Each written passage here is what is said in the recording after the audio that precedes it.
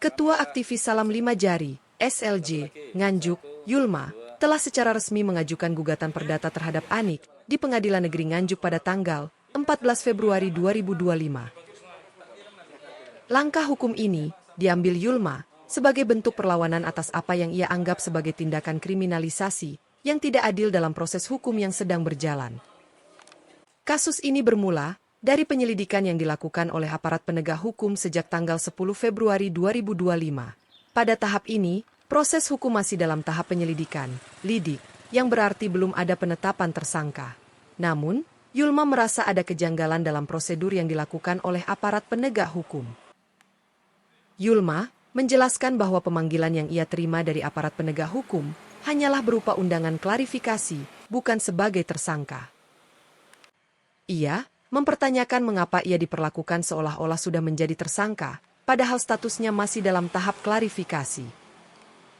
Hal ini menimbulkan pertanyaan terkait transparansi dan prosedur hukum yang seharusnya dijalankan sesuai dengan peraturan yang berlaku. Melalui gugatan perdata ini, Yulma berharap keadilan dapat ditegakkan tanpa adanya intervensi atau kepentingan tertentu. Ia ingin agar proses hukum berjalan sesuai dengan aturan yang berlaku dan tidak ada pihak yang dirugikan secara tidak adil. Melakukan pendaftaran gugatan perdata terkait dengan kasus yang dilaporkan Anik Setiawati kepada saya di laporan pidana yang kemarin cepat viral itu. Perkara apa itu, Mbak, laporan itu? Perkaranya yaitu di sini saya melakukan gugatan perbuatan melawan hukum terhadap Ani karena saya merasa apa yang terjadi dia telah membalikkan fakta yang sebenarnya.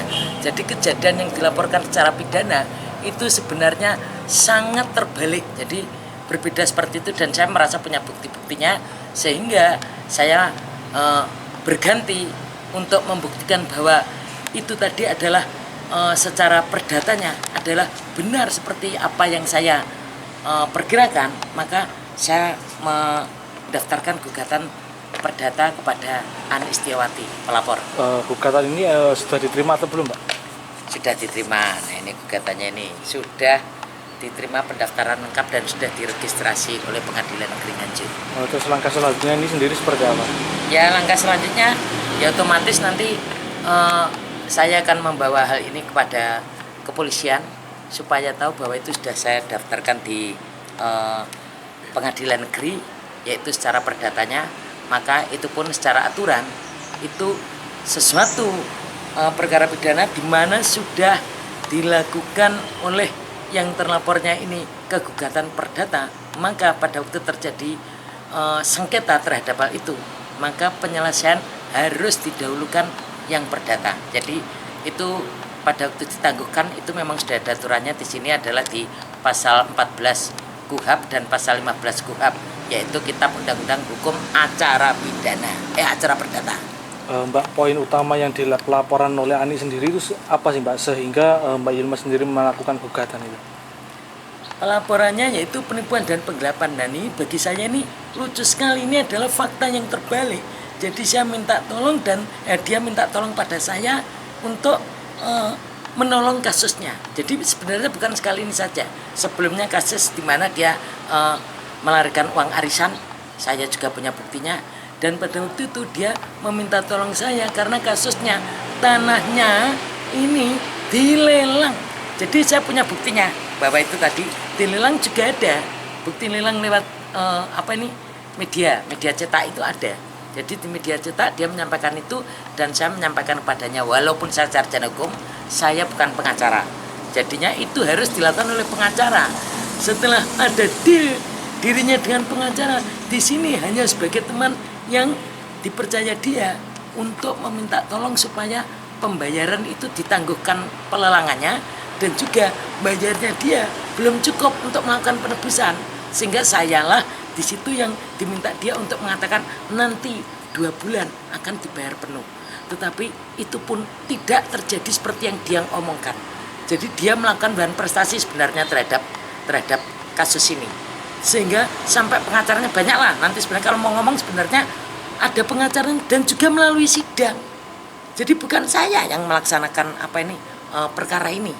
Saya di sini hanya mengetahui dan ikut mengetahui bahwa itu pembayaran dilewatkan pada saya. Tetapi bukti pembayaran pada pengacara juga ada.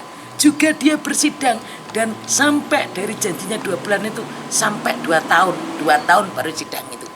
Karena waktu itu dilakukan pelelangan tuh pengacara menangguhkan. Saya tidak ikut dalam bentuk apapun di dalam kerja pengacara. Jadi pada waktu yang pertama itu saya diperiksa dalam laporan pengaduan masyarakat LPM. Jadi kalau tidak salah itu bulan Oktober. Terus saya sudah diperiksa untuk klarifikasi. Jadi undangan klarifikasi sudah. Terus yang kedua ternyata tiba-tiba ada ini yang nggak jelas. Jadi dikatakan di situ laporan baru, tetapi ada di situ laporan baru. Saya mengatakan laporan baru kenapa?